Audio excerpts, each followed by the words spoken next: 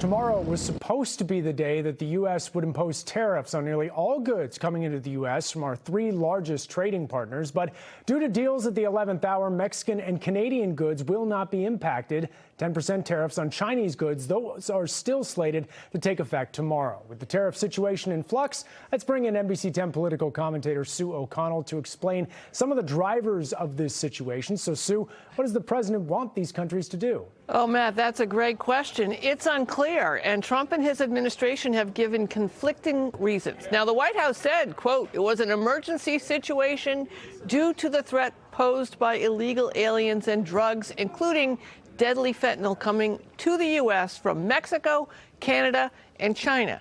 But a tiny amount of fentanyl comes into the U.S. from Canada. Of course, any amount is too much, but the Border Patrol seized 43 pounds of fentanyl in 2024 at the northern border.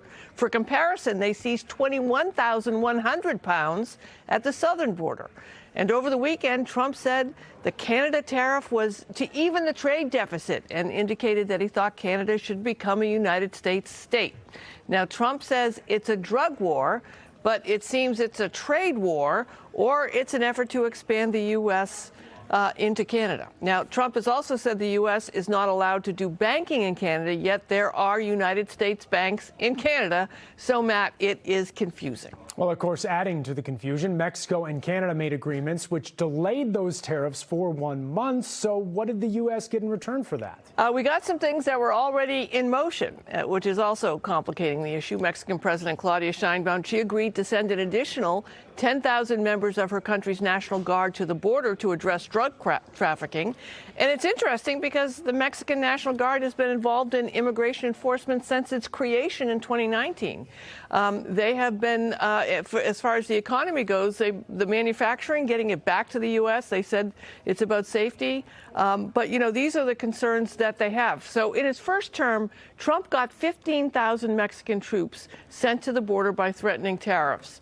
The threat worked again, so at least it's going to be that way for 30 days. And we're still getting details on the Canadian deal as we talk, but there are reports that there'll be more Canadian troops and surveillance at the border, which was already planned to happen, Matt.